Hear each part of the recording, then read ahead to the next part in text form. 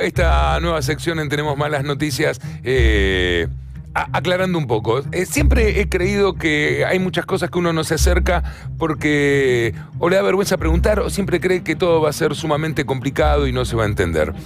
Soy un curioso, muchos de los que trabajan con nosotros, que también en parte son los que han diseñado todo esto que estamos realizando, surge de gente que se motiva mucho con ciertas curiosidades, incluso viendo cosas que uno prejuzga a veces como aburridas solamente porque cree que no va a entenderlo.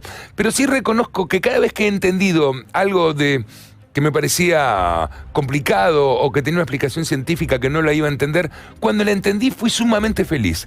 La verdad que cuando lo entendí me dio como alegría, sentí como orgullo entenderlo. En parte todo esto es, a lo mejor del otro lado, cuando lo escuches, y si lo ves es muchísimo mejor, podés ver nuestro estudio, ahora te voy a contar un poco más. Vamos a intentar durante el mes de noviembre que 4 personas en distintos ámbitos del pensamiento, del trabajo científico y del estudio, te puedan acercar a cosas a lo mejor te parecen complicadas o a lo mejor no lo son y tenías cosas para escuchar y gente que está trabajando y que lo puede hacer de una forma muy sencilla. No le podemos dejar a Paenza toda esta tarea solo, así que nos sumamos en realidad y también podemos decir que es muy inspiracional para nosotros. Así que damos inicio a esta serie de entrevistas de divulgación científica que bautizamos con el nombre de Científicos VTX o Vorterix, en un estudio que armamos especialmente para la ocasión y que lo habían denominado Estudio Tesla, pero yo preferí llamarlo Newton ya que tengo una gran admiración por él. Durante 4 miércoles, aquí vamos a entrevistar a 4 científicos de distintas disciplinas para que nos ilustren sobre sus investigaciones más radicales y vanguardistas. El entrevistado del día de hoy es el doctor Gustavo Romero. Gustavo Romero es doctor en física por la Universidad Nacional de La Plata. Realizó estudios postdoctorales en el Instituto Argentino de Radioastronomía y en el Instituto Astronómico y Geofísico de la Universidad de São Paulo. El doctor Romero actualmente es investigador principal del CONICET y profesor titular ordinario de la Facultad de Ciencias Astronómicas y Geofísica de la Universidad Nacional de La Plata y tiene a cargo la cátedra de Astrofísica Relativista. La verdad que los temas con los que trabaja, rayos gamma remanentes de supernova, microcausares, astrofísica de rayos cósmicos, objetivos relativistas, variabilidad contigua de... Bueno, la verdad que es muy complicado y aprovecho para saludarlo, doctor. ¿Qué tal? Buenos días, gracias por estar con nosotros. ¿Qué tal? Buenos días, Mario. Un placer estar aquí. Bueno, para mí también. Antes que nada, ¿qué lo motivó a ser quien es? Bueno, la curiosidad y eso que mencionaste vos cuando hiciste la presentación, ese sentimiento de felicidad que uno tiene cuando entiende algo. O sea, cuando uno es chico empieza a preguntar por qué esto, por qué lo otro, y generalmente ese camino se corta a los 6, 7 años cuando nos empiezan a responder una sarta de estupideces que nos desalientan. En mi caso, bueno, seguí preguntando y tuve la suerte de tener mi niñez en los años 60, la época que el hombre llegó a la Luna, y recuerdo que eso causó un profundo impacto en mi persona cuando era niño. Si la ciencia era capaz de llevar al hombre a la Luna, ¿acaso quizás también pudiera ser capaz de responder algunas de las preguntas que yo me hacía? Que eran preguntas sencillas, preguntas ¿por qué existe el universo? ¿Por qué es como es y no es de otra manera? Una pavada. ¿Qué son ellas? Y preguntas así. ¿Y de qué medida eso, no? Yo creo que es en algún punto hay como una necesidad primaria del hombre, ¿no? De conocer qué había en el espacio. Como me parece que los primeros científicos miraron hacia el espacio, ¿no?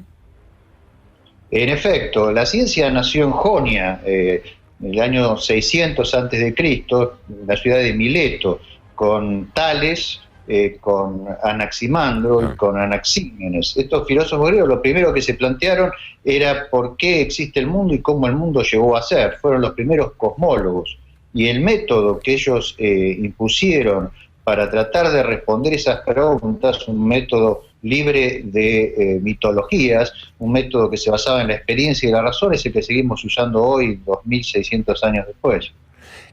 Actualmente, ¿cuál podría decir que es su trabajo principal? ¿Investigar sobre qué? Básicamente sobre agujeros negros y las consecuencias astrofísicas, o sea, las consecuencias que tiene en el universo la existencia de los agujeros negros. ¿Qué es un agujero negro? Claro, la pregunta entonces es ¿qué es un agujero negro? Claro, Recién mencionaste a Newton, que admirás a Newton. Newton fue la primera persona que propuso una teoría de la gravitación. O claro. sea, Newton se dio cuenta que todos los cuerpos se atraen unos a los otros con una cierta fuerza que es proporcional a sus masas e inversamente proporcional a la distancia al cuadrado de la distancia que los separa. Se dio cuenta que la misma fuerza que nos retira a nosotros en la superficie de la Tierra es la que hace girar a la Luna alrededor de la Tierra y que hace que el sistema solar funcione como funciona. 200, 300 años después de Newton, con Einstein aparece una nueva teoría de la gravitación, que es una teoría más radical, una teoría que nos permite entender qué sucede con la gravedad cuando ésta es extraordinariamente intensa, mucho más intensa que en la superficie de la Tierra. Es aquí que en el universo hay objetos que son muy, muy densos, y en esos objetos la gravedad es tan intensa que distorsiona la estructura misma del espacio y del tiempo, al punto que lo separa completamente del resto del cosmos. Esos objetos son los que llamamos agujeros negros. Se llaman así. Sí. No, perdón, le decía, tengo que entender que un agujero negro no está dentro del universo. Es una región del universo que está separada del resto. Cualquier cosa que suceda adentro del agujero negro, nosotros no podemos percibirla desde afuera. La gravedad es tan intensa que cualquier señal que se produce adentro de esa región no puede escapar. Supongamos la siguiente analogía. Estamos en la Tierra, yo quiero escapar de la Tierra, utilizo un cohete y puedo salir del campo de atracción gravitacional de la Tierra. Sí. Si la gravedad de la Tierra fuese muchísimo más intensa, llegaría un momento en que no habría cohete suficientemente poderoso para permitirme salir. Y si fuese aún más intensa, ni siquiera la luz podría salir. En ese caso, la Tierra se volvería invisible y completamente aislada del resto del universo. Eso es lo que pasa con un agujero negro. Es un cuerpo donde la gravedad es tan intensa, claro, que está completamente separado del resto del universo. Está en el universo, pero está aislado gravitacionalmente del resto de los eventos que ocurren en el cosmos. ¿Por qué están ahí? ¿Tienen una explicación por qué está ahí el agujero negro? ¿O si realmente tiene algo que realmente tenga una masa tan grande que le da esta atracción gravitacional? Sí, por supuesto. Tienen una razón de ser. Las estrellas se mantienen la luz que nosotros observamos de ellas, producen radiación electromagnética, haciendo reacciones termonucleares en su interior. La presión que ejerce la gravedad hacia adentro, para mantener la estrella unida, es compensada por la presión hacia afuera de esa radiación, y la estrella se mantiene estable durante muchos millones de años. Cuando se acaba el combustible nuclear, si la estrella es muy masiva, no hay nada que detenga la fuerza atractiva de la gravedad. La estrella se empieza a encoger y en la superficie la gravedad se va haciendo más y más y más intensa, hasta que llega un punto en que la estrella implosiona completamente y se forma un agujero negro. Entonces estamos destinados de alguna forma a ser un agujero negro. No necesariamente todas las estrellas terminan como agujeros negros, solo las que son más masivas. El Sol, por ejemplo, no va a terminar como un agujero negro. Porque no es tan grande. No es tan masivo, exacto. Estrellas que tienen 20 veces la masa del Sol o más terminan como agujeros negros. ¿Hay soles así 20 veces más grandes que el nuestro? Sí, y mucho más grandes. Las primeras estrellas se cree que podrían haber llegado a tener masas superiores a 100 veces la masa del Sol. Ahora, en el universo hay agujeros negros que no se han formado del colapso solamente de estrellas, sino que se han formado del colapso de muchas estrellas y mucho material que hay en el espacio que se llama material difuso en el medio interestelar. Esos agujeros negros son supermasivos en el sentido de que algunos de ellos pueden llegar a tener 1.000 millones de veces la masa del Sol. En general, esos agujeros negros supermasivos están en el interior o en el centro de las galaxias. Y se están comiendo a las galaxias. En el centro de nuestra propia galaxia hay uno, por ejemplo, de 4 millones de masas solares. ¿Tarde o temprano los agujeros negros van a terminar absorbiendo el universo? Eso depende de cuán rápido se expanda el universo. El universo es dinámico, o sea, no es estático, sino que está en expansión. Las galaxias se alejan las unas de las otras. Con el tiempo, el agujero negro central de cada galaxia va a ir comiendo la mayor parte de la materia de esa galaxia. Ahora, que los agujeros negros que están en distintas galaxias se puedan fusionar o no, depende de cómo se va a expandir el universo y si la actual tasa de expansión va a continuar o se va a acelerar o se va a desacelerar. Eso no lo sabemos aún. Qué loco, ¿no? Porque usted está investigando, imagino un montón de científicos dedicados al tema, algo en donde nunca van a poder penetrar, o por lo menos no se me ocurre cómo va la humanidad a desarrollar algo que pueda entrar y salir de ahí. Es cierto, o sea, uno no puede observar el interior del agujero negro, pero puede estudiar qué pasa con la luz y la materia alrededor del agujero negro. Por ejemplo, ahora ustedes están pasando una imagen en la cual hay un agujero negro que está trayendo materia a su alrededor por su atracción gravitacional. Entonces, lo que nosotros hacemos es estudiar el comportamiento de esa materia cerca del agujero negro, que está fuera del mismo, emite radiación que nosotros podemos medir y sobre la base de lo que medimos podemos inferir propiedades del agujero negro. Doctor, tengo que entender por lo que contó que de alguna forma la luz es una especie de materia, porque si la puede absorber... Sí, la luz en la teoría de la relatividad es afectada por la gravitación. De hecho, un agujero negro desvía la luz de las estrellas que están atrás. Por ejemplo, lo que se está viendo ahora en la pantalla es precisamente el efecto tipo lente que hace un agujero negro sobre la luz de las estrellas que están al fondo. O sea, la luz curva su camino al pasar cerca del agujero negro. Si pasa muy, muy cerca, termina cayendo en el agujero negro y desaparece del universo. Y acá va la pregunta un poco malvada, ¿no? ¿De qué sirve saber todo esto, más allá del conocimiento? Bueno, por un lado nos permite entender la gravedad en su forma más extrema. La teoría general de la relatividad es la mejor teoría que tenemos para describir la gravedad. Ahora, ¿cómo ponerla a prueba y ver en qué se diferencia de la teoría de Newton y de otras teorías de la gravedad? La forma de ponerla a prueba es estudiando aquellos objetos en los cuales las predicciones son más extremas de la teoría. Así podemos saber si es correcto o no, qué tenemos que modificar para poder tener una buena teoría de la gravedad. ¿Y por qué queremos tener una buena teoría de la gravedad? Por ejemplo, para poder entender la trayectoria de los asteroides que forman parte del sistema solar. Hoy las trayectorias de los asteroides en el sistema solar o las órbitas de los satélites que nos proveen del sistema de posicionamiento global, el GPS, tienen que tener correcciones relativistas a sus órbitas.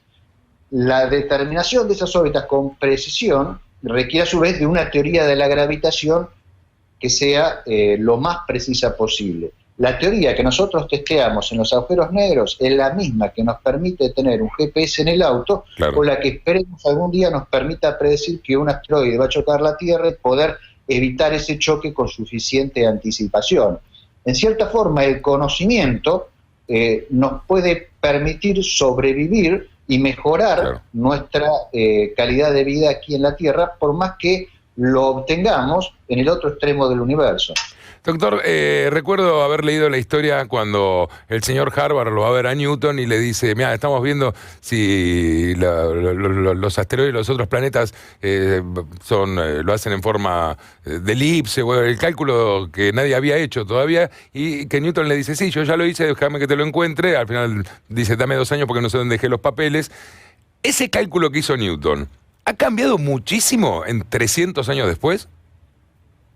No, el cálculo no ha cambiado. A primer orden de magnitud el cálculo es correcto. Lo que se han obtenido son pequeñas correcciones debidas a la teoría general de la relatividad que permiten explicar ciertas anomalías que en esa época se observaban en el sistema solar y que no se entendían, como por ejemplo el corrimiento del perihelio de Mercurio o pequeñas desviaciones en las órbitas de los asteroides. Pero para el movimiento de los planetas, que es algo muy básico, la teoría de Newton se sigue usando y es perfectamente válida. Doctor, ¿por qué le diría?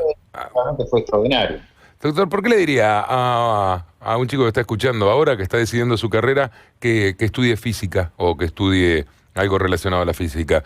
¿Qué cree que le falta a cierta generación para que se convenzan que esto puede ser entretenido y un buen camino? O no, a lo mejor me dice, no, esto estudia otra cosa.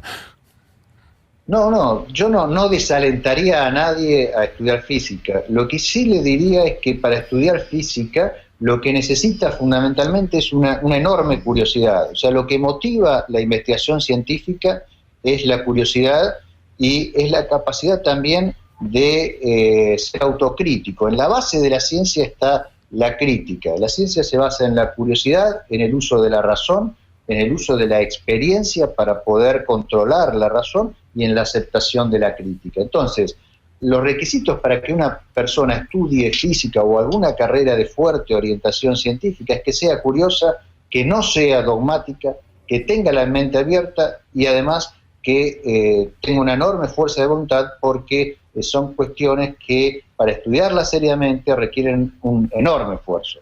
Doctor Gustavo Romero, muchas gracias por haber sido nuestro primer invitado, uno de los 4 científicos que hemos este año seleccionado para dialogar un rato con ellos. Ojalá que les sirva a alguien y, insisto, muchas gracias por su tiempo. Gracias a vos, Mario, y gracias por dar este espacio que entiendo es muy necesario. Yo entiendo que la ciencia es parte de la cultura y bueno, ustedes están haciendo algo por mostrar que eso es así. Muchas gracias. No, gracias a usted. Era el doctor Gustavo Romero, que es doctor en física en la Universidad Nacional de La Plata, y bueno, y un montón de cosas. Intentaremos, ojalá que se vuelvan curiosos. Insisto, hay veces que aunque sirva nada más esto para decir, che, ¿sabes qué es un agujero negro mientras estás comiendo un asado el domingo? Y decir, ¿sabes qué se chupa todo? O no sé, lo que hayas podido entender de todo lo que hayamos dicho, sirve. Y que está bueno ser un poco curioso y a veces quedarse unos minutitos más viendo otras cosas que crees que no la vas a entender, pero insisto con esto, la satisfacción a veces de entenderlo es realmente maravillosa. O sea, que el miércoles que viene volveremos con un neurólogo, vamos a tener algo así, un físico. ¿Un qué? Sobre satélites vamos a hablar. Digo, lo que vamos a aprender. Ya volvemos.